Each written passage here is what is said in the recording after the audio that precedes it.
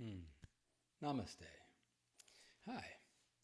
So I recently returned from a 10-day darkroom retreat down in Guatemala. And I wanted to create this video that speaks a bit about the logistics about how a darkroom retreat works. And I wanted to do that for a couple of reasons. Um, One is that when I was preparing for this darkroom retreat, I did a lot of research and looked out there, and I didn't find a lot of videos that really talked about kind of the practicalities of how a darkroom retreat works, what one might expect from the experience, at least on a physical level. So I wanted to create something to give a little bit more of a sense of, if anyone's out there thinking about doing a darkroom retreat, that might give you a bit more information about how to prepare and what maybe to expect, or at least what can happen, what happened for me. I've got another video that goes much more into the deeper aspects of what my experience was, what my transformation was, the basically the spiritual experience and unfolding and opening that happened through the darkroom experience. So I have another video that goes to that. And that points to the other reason I wanted to do this video is when people ask me about the experience, I tend to want to launch into the spiritual transformation, the evolution that happened within the experience. And I find that people can't quite hear that yet until the practicalities have been answered. They want to know, how did I eat? Was it dark the whole time? What was the room like? Was I alone? Etc. So I wanted to do a video that addresses those things to answer those questions so that then we can have the deeper conversation about now what was the emotional, spiritual experience within the dark room. So we did a Facebook Live video a little bit ago, and there were all sorts of technical glitches, and I ended up being sideways for a long while, and then the camera only was here for a little while. So that was beautiful, and it's over there on Facebook. But I wanted to make a cleaner version. So what I did was I took all the questions that I received and we answered during that Facebook Live, and I've got them here, and I'm just going to go through those questions and speak to what was a darkroom experience like, at least from a practical or physical experience. For the most part, we'll cover a little bit of the emotional too. So the first question was often, where did I do the retreat? So I went down to Guatemala to a retreat center called the Hermitage Retreat Center. They have a dark room that they have built specifically on their property on Lake Atitlan, just outside of the town of San Pedro. So that's where I went to do my dark room retreat. Um, People ask, what was the room like? This room was beautiful. They built the room all out of river stones. So these beautiful river stones are inlaid. All the walls are made out of river stone.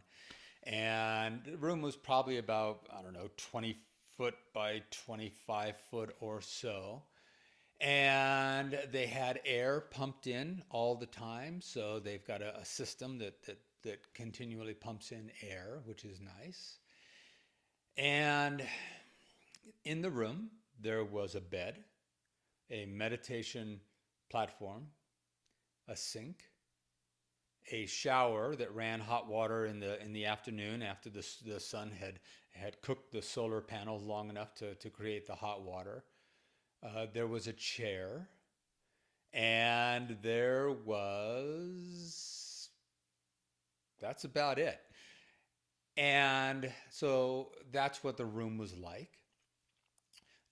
Did I do the solo alone, or were there other people? And that's a good question, because they have some retreats, darkroom retreats, especially over in Thailand, that happen at the beginning of the year, January, February, March timeframe.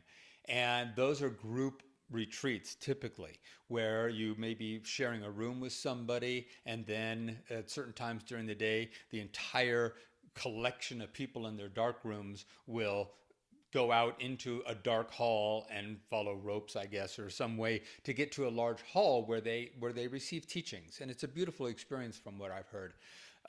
This one that I was doing was a solo retreat. So it was just me in my room, and there were no other dark rooms where other people were having similar experiences. There's just one room on the property. Uh, and also there are some other solo dark rooms, and some of them are simply regular, like retreat rooms, rooms like you would find at a retreat center that have happened to be converted to a dark room. So all the windows are blacked out, and the room is configured in such a way that it is absolutely pitch black, as was my room. But I like the idea that mine was kind of built into the earth and with these river stones, and the whole property and the darkroom is consecrated to green Tara. And there's a beautiful altar built into the wall, into the river stone, that there's beautiful crystals and some pictures of some of the teachers there. And I brought down some gemstones with me to be with me in the dark room, and I left one of them there on the altar when I left. So I like that it had a more earthy, grounded feeling to it. Let's see, what else? What prompted me to do a dark room retreat? It's a good question. As soon as I heard about even the possibility of a dark room retreat, and I was in for 10 days and 11 nights. You can do them for 3 days, 7 days, 5 days, whatever you choose. I chose to do 10 days so I could really give myself the experience and let it mature and let myself steep in that experience. And as soon as I heard about a darkroom retreat, there was just something in me that said, yes, this sounds right. This sounds good. This sounds like it's in alignment with my practice. There's another video here on my YouTube channel that does speak to why I decided to do it. In brief here, my practice is to realize the true eternal nature of being. And that is beyond and prior to any story of self, narrative of self, construct of self that I've created, image of self that I've created in my mind. When I'm not referencing that in order to reference the self, I am referencing the eternal self, the imperishable nature of self that was here before it came into this being and will be here after this all stops and this story stops. And part of that practice is to recognize that in the visual world, we're constantly referencing things and reinforcing the I, the ego I. What do I think about that? What do I think about that? Does that please me? Does that displease me? Is that a threat to me? Is it a value to me? And it's constantly referencing a me and an I that is typically the story of self in our heads.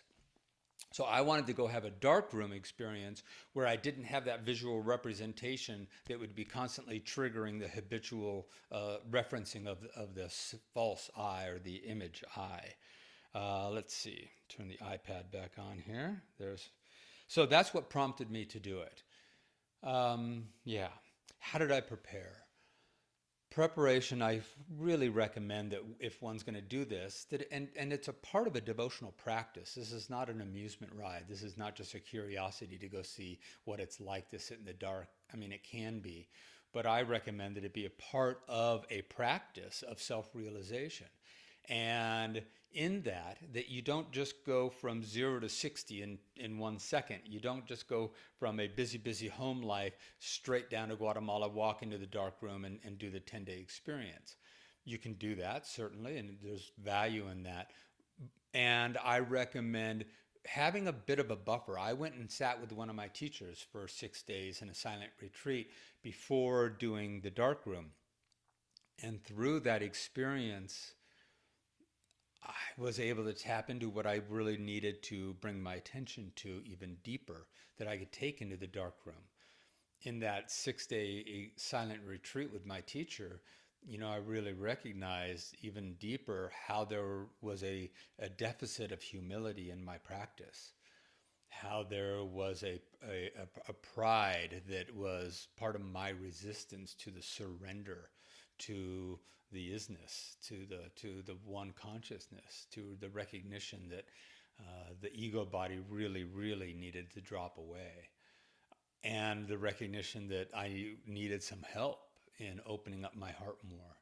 There wasn't as much heart in my work and in my practice as there can be. So sitting in that practice with my teacher, I recognized that opening of the heart and asking for help, asking for the being able to surrender into the help, into the offering of love from source, and the humility, that's what I needed to bring into the dark room. So I prepared by my normal practice that's daily, and then having a buffer time, a time of leaving my life at home, going to sit with my teacher, and then take that and what I needed to work with into the dark room. So that's highly recommended, something of that nature. The other question that is often asked is, how long did it take to settle in? And it's a good question.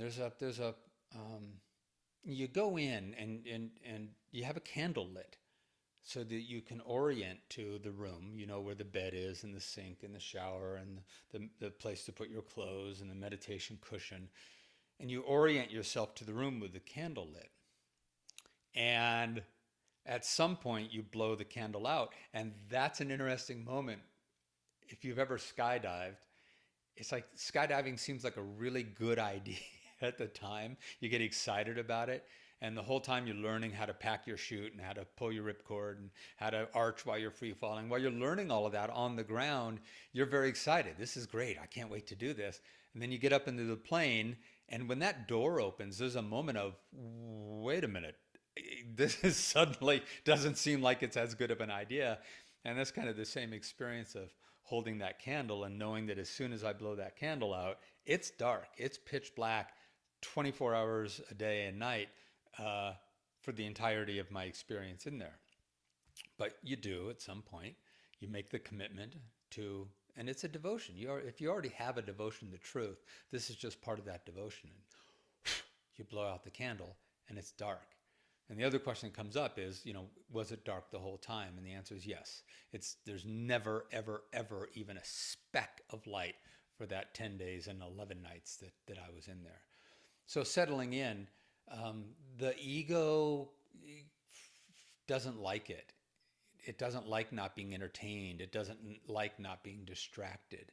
It doesn't like not getting all of its conditions met, which is one of the reasons I was in the dark room, to meet this conditioned self that has all of its insistences and has all of its conditions and has all of its demands for what life needs to be like in order for me to be at peace and to be happy. And so at first, when the lights go out and there you are sitting in the dark, there's a real struggle with the ego that says, this is not what I'm used to, and I'm starting to demand that it be different. And of course, it's not going to be different. So one of the settling in aspects is sleep, that you tend to sleep a fair amount for the first couple of days as a defense mechanism, really, to allow oneself to settle into the experience. So it took me, and can take, and I've heard this from others, a couple of days to really settle into the experience.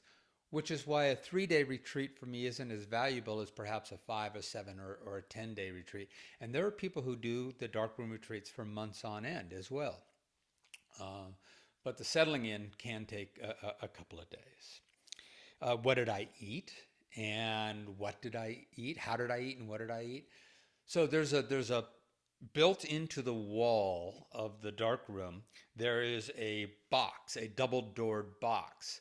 And twice a day, a beautiful vegetarian meal, actually not just vegetarian, vegan meal arrives, and it's lovingly cooked by the staff and the crew at the Hermitage Retreat. And there's a knock on the door on this double-walled box, and then they open it and they slide the food in, and then they close it and they knock again, which tells me that I'm okay to open my side, my door, and not let any light in because they've closed their door on the outside. and feel in and take out my food. It's always served in a single Tupperware dish. And this was my big question going in, and I never found any answers. Like, how do you eat? How does this work? It's a single Tupperware bowl with a spoon. And so it's easy. It's not on a plate and you're fishing around with a fork or a spoon trying to find, is there still food on the plate? It's in a bowl, and that makes a big difference. And I'll tell you, when you open it up and you smell it, it's just because the senses of the eyes are obviously not taking in a lot of bandwidth. The olfactory senses are all that much more alive, and the food just smells lovely. It's a single spoon. A recommendation, if you do this, when you go get your food, take out your food and take the spoon and put it in your pocket.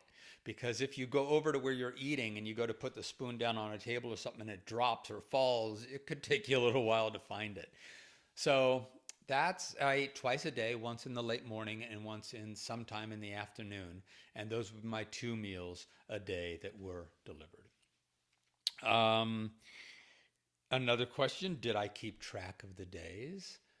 I did. I found that there was some value to knowing when it was day and when it was night. Now, in this dark room, you can still hear sound on the outside, which is a good and not so good thing. The good part of it is you can hear the bird life. You're in the jungle in Guatemala. There's a fair amount of bird life. You can hear the bird life. So you know that it's daytime. And after your afternoon meal, you know that night is going to come at some point. Well, when the birds turn into crickets, then you know that it's night. But then you go to sleep at night at some point and you wake up at some point. And it's obviously still pitch black. It always is dark.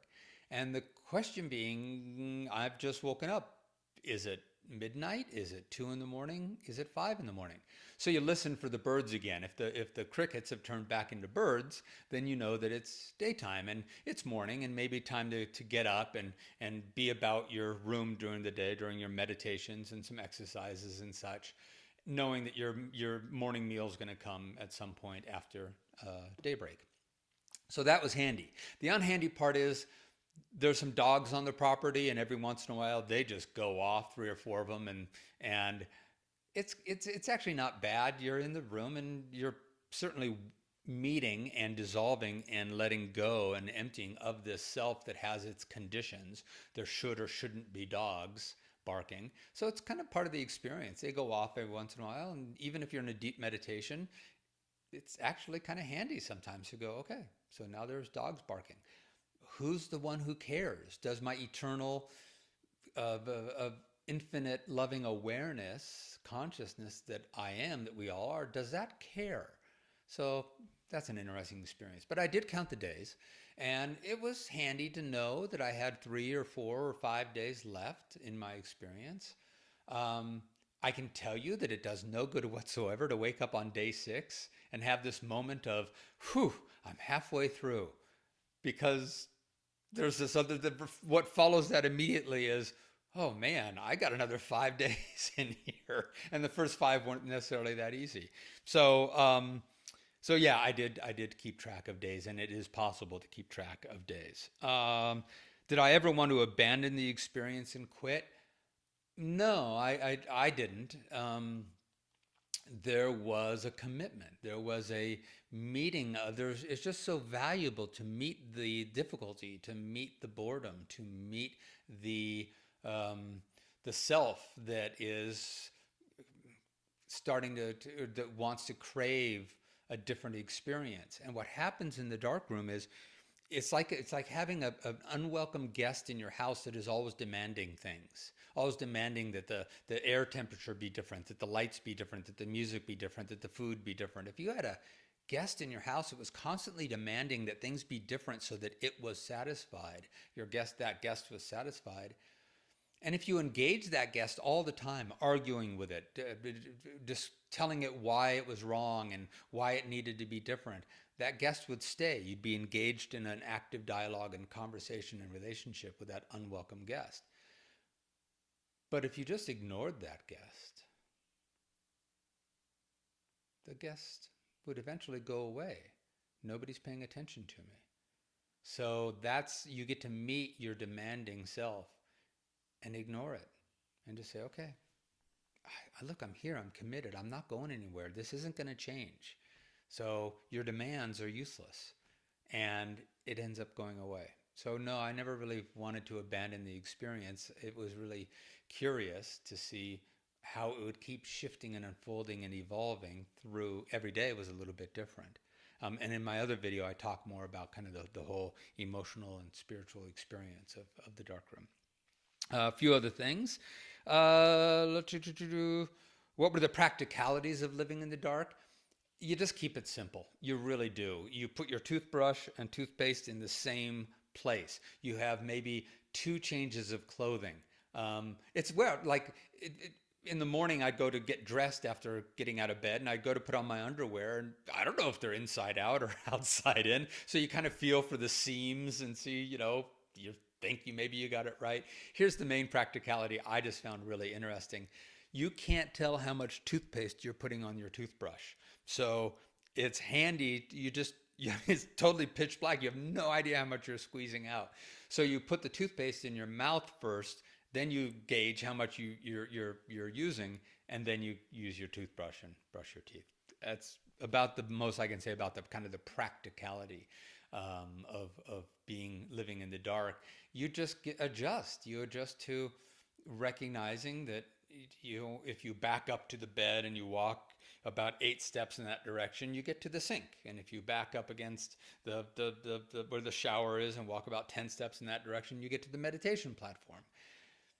It's a small enough room that you get pretty dialed in with that. How will this help me in working with my students and my clients? This is a little bit more of a personal question. I'll answer it briefly. I answer it more in the other video. My work is to help myself and others to recognize and shine a light on, interesting analogy, the false self, the conditioned, constructed image, story of self that we've built in the mind, to dissolve that, to dismantle that, to let that go, so that we can know the eternal isness, unchanging nature of self that is always there, waiting, the peace, the love, the preciousness of life that is waiting underneath all the story. The fears, the doubts, the concerns, those don't belong to the truth of us. They belong to the story. So this has helped me to be able to point more clearly to how that demanding conditioned story manifests and what is the nature of the isness. I mean, that's where I'm living now. This is my existence is in that awakened state now of that constructed image of self. The narrative of self just doesn't have any value. It has gone away greatly because I don't pay attention to it. I don't listen to it. I don't believe it. Its demands are not my true desires, the desires of the true essential eternal nature. They're just the desires and the demands of a storied self, a narrative self. The other way that it helps is that what opened up was the love. The love and the compassion, my love is conditional. When I get out of the way, the love is unconditional. And that's now how I can meet my clients more, with that unconditional love and not with my conditioned love. So that's one of the ways it changed my work. Did it change my meditation practice? Greatly. It changed my meditation practice in that prior to the experience, and it had been fading for a while, but still the experience was in the meditation that there was still an I that wanted to capitalize on the peace and the awareness and the opening and the stillness that was unfolding within the meditation. The recognition, the awareness of true eternal one consciousness. There was still an I that wanted to claim that or assess that or interpret that and say, what's happening? How are we going to use this? How are we going to use this to our benefit in life? That's gone now. So in my meditation, it used to be that in the meditation there was a seeking to get to a liberated, true, authentic nature, and then in the meditation arriving at that authentic nature, or at least discovering its presence, and then being in that in the meditation. Now, as soon as I close my eyes, as soon as I sit, as soon as I even consider for an instant pointing my attention to the truth, I'm in it. It's there. So the meditation now is just being in the truth and as the truth and abiding truth, rather than seeking the truth in the meditation, if that makes sense. So that's how it's really changed the meditation practice. Last couple of questions and we'll wrap this up. Did I record my thoughts and feelings? Some. I went in with a journal, and I found it handy to have one page on the journal that I just kept writing over and over and over again on the same page. So I just kept writing and overwriting what I had written, overwriting what I had written. And the reason was I just found it early in the first few days.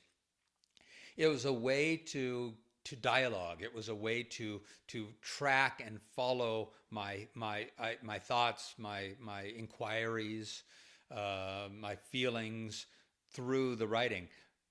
Eventually, after about day 4, I was just having out loud conversations with God. I was just having out loud conversations with Source, with consciousness, as consciousness, and I didn't need to journal like that anymore. But I still used it every once in a while just to capture some ideas. And here's how you can do it. You just put your thumb on the journal page and you write next to your thumb, and then you move your thumb down and you write next to your thumb, and you move your thumb down and you write next to your thumb. And it actually ended up being fairly legible when I came out. So I had some really beautiful things that I really wanted to capture and remember that I did capture in my journal.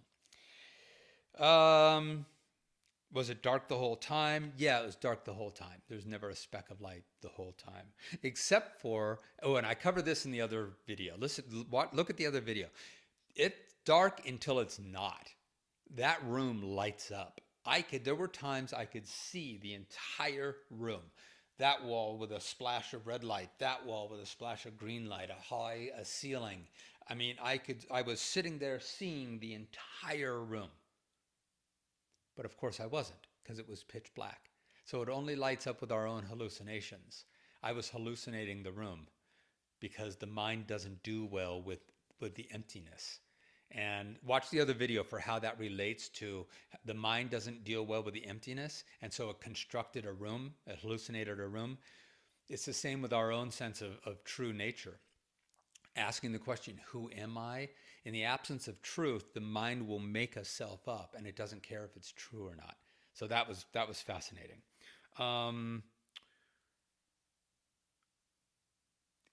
The routine in the room, there's not much to do. There was a chair, so I'd meditate in the chair for a bit. And then I'd move over to the meditation cushion and meditate on the meditation platform for a bit. And then I'd nap for a bit. And then I'd exercise for a bit, walking in place and doing yoga and stretching. The funny thing about walking in place is you're walking and you think you're standing in one place, but you can't orient where you are. So it was wild to be walking in place and actually find myself bumping into something that was 6 feet across the room because I was actually kind of moving incrementally as I thought I was walking in place. But yeah, you exercise, you meditate, you sleep, and you inquire, and you feel, and you let go, and you surrender, and you discover the essence of self. What is the essence of self beyond the conditioned, demanding, insistent self? When that dissolves into the nothingness, as the nothingness, what is there?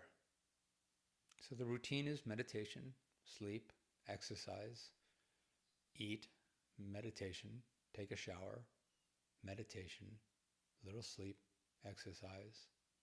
That's the routine. Okay, the last question that was really important. There are a lot of them, but I want to wrap this up here. Coming out. Has the experience lasted? First of all, in the coming out, they do it beautifully. the night before, this is on night 11 after the 10th full day, then they knock on the when they bring you your food, they knock and they say, first time anyone's talking to you, they say, "This is your last night. We'll come and get you tomorrow morning at daybreak. Enjoy your last night." The next morning, they come and they knock on the door and say, "Okay, when you're ready, come on out." And you could, the door's unlocked. You're not locked in. I could have walked out anytime. But the morning of, I guess it would have been the 11th morning, it's so beautiful to walk out into the morning that's just getting light. The eyes adjust very easily. And for me, the experience ultimately was the recognition that there is only God's love. There is only God's grace. There is only the one unconditional loving consciousness. That's all there is. It's manifest in all of these forms. But that's the one guiding, organizing principle of all of life and of all experience is unconditional love. Everything else is crap we make up. Everything else is just illusion that we make up. So coming out with that held, there was no more resistance to anything. There was no more demands. There was no more insistence, manipulation, need to control. And that has lasted. When you know who you are and you're clear on the insanity of living as an idea, a construct that you've built in your own mind that you made up. When you live as consciousness, you just meet the world with unconditional presence. That's it. You just meet the world with unconditional presence. Which means to meet the world with a heart that remains open. It doesn't close to that experience and open to that experience and close to that experience and really open to that experience. It's just open.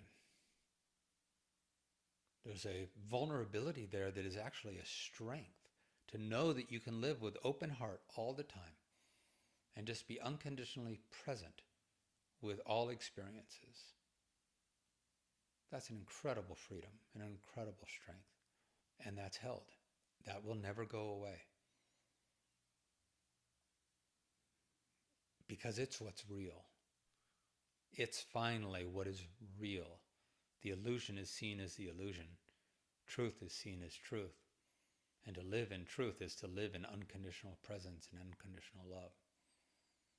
It takes all the struggle out. It takes all the suffering out. Why wouldn't I want to continue that? To live in truth. So it has lasted. It'll never go away. There's no going back. So, Darkroom Retreat. If you have questions, let me know. Go to my website, chessedwards.com. You can contact me there. You can contact me on Facebook, Chess Edwards, and ask me questions. I'm happy to guide. This is my joy, my love, to guide people to the most precious and beautiful and pure experience and place that perhaps they've never been before, and to help show the way and how to get there, and how to navigate to this truth and live in this truth. All right. I hope this has been beneficial. Hope it's been handy. And again, look for my other video on the actual experience, the insights, the takeaways. I've got a fascinating story about hallucinating the room that I alluded to here, but I flesh out a little bit more this idea of how we make the self up because there's an absence of truth. Just like I hallucinated a room because there was an absence of light.